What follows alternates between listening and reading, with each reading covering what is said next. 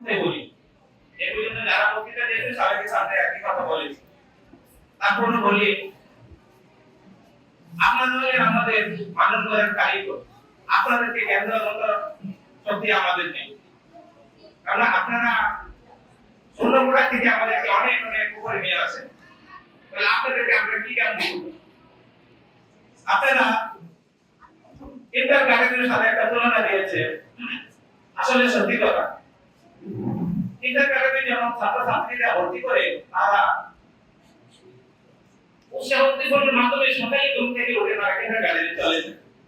কেন ওইখানে যে টিচাররা আছেন তাদেরকে এমনই ভাবে আদর যত্ন দিয়ে তাদেরকে ইয়ে করে তারা দায়িত্ব ওখানে পাবো, কিন্তু আমরা পারি না কেন?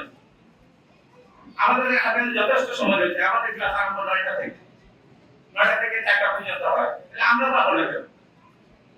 আজকে থেকে আমরা সবাই বন্ধ করবো ইন্টার ক্যাটাগরি যে আমরা আমাদের প্রাথমিক শিক্ষার্থী শিক্ষার হার আছে সেটা আমরা উন্নত করবো। পরিশেষে আপনাদেরকে ধন্যবাদ জানিয়ে আমি আমার সংক্ষিপ্ত বক্তব্য যোগনিকা টানছি। সবাইকে ধন্যবাদ। আসসালামু আলাইকুম। প্রতি বছরের ন্যায় এই বছরও জাতীয় প্রাথমিক শিক্ষা সপ্তাহ সারা দেশ জুড়ে উদযাপিত হচ্ছে। জাতীয় প্রাথমিক শিক্ষা সপ্তাহ 2025 এর প্রতিপাদ্য বিষয় হচ্ছে মানসম্মত শিক্ষা নিশ্চিত করি, বৈষম্যমুক্ত সোনার বাংলাদেশ করি। আজকের এই প্রতিপাদ্য বিষয়ে মূল বিষয় হচ্ছে মানসম্মত শিক্ষা নিশ্চিত করা। মানসম্মত শিক্ষা বলতে আমরা এমন শিক্ষা ব্যবস্থাকে বুঝি যেখানে জাতি, ধর্ম, বর্ণ, গোত্র নির্বিশেষে প্রতিটি শিশুর শারীরিক, সামাজিক, মানসিক, আধ্যাত্মিক, নৈতিক মূল্যবোধের বিকাশ সাধন করানো হয় এবং প্রতিটি শিশুকে দেশপ্রেমিক এবং বিজ্ঞান মনস্ক করে গড়ে তোলা হয়। শিক্ষা যে জাতি যত বেশি শিক্ষিত সেই জাতি তত বেশি উন্নত এবং শিক্ষাই জাতির মেরুদণ্ড। আর এই শিক্ষা ক্ষেত্রে প্রথম যে ভিত বা ফাউন্ডেশন তৈরি করে এই প্রাথমিক শিক্ষা। প্রাথমিক শিক্ষা অত্যন্ত গুরুত্বপূর্ণ একটি বিষয়। আমরা যখন একটি সন্তানকে শুধুমাত্র কথা বলতে শিখে তখনই তাকে প্রাথমিক শিক্ষিত হওয়ার জন্য তাকে স্কুলে দিই। আর এই না জানা না বোঝা একটা সন্তানকে প্রাথমিক শিক্ষকরা তাকে মায়ের আদর দিয়ে, বাবার স্নেহ দিয়ে তাকে সব যে ছেলেটা কিছুই জানে না তাকে সবকিছু শিক্ষায় শিক্ষিত করে। সেজন্য আমি মনে করি সকল শিক্ষকের প্রতি আমার শ্রদ্ধা, তারপরেও প্রাথমিক শিক্ষকদের প্রতি আমার ব্যক্তিগতভাবে আমি মনে করি যে অন্য তাদেরকে আরেকটু দায়িত্বশীল হতে হবে, কারণ তাদের দায়িত্ব অনেক বেশি। শিক্ষা যে জাতি যত বেশি শিক্ষিত সেই জাতি তত বেশি উন্নত এবং শিক্ষাই জাতির মেরুদণ্ড। আর এই শিক্ষা ক্ষেত্রে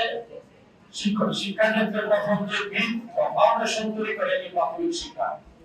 প্রাথমিক শিক্ষা অত্যন্ত গুরুত্বপূর্ণ একটি বিষয়। আমরা যখন একটি সন্তানকে শুধুমাত্র কথা বলতে শিখে তখনই তাকে প্রাথমিক শিক্ষিত হওয়ার জন্য তাকে স্কুলে দিই।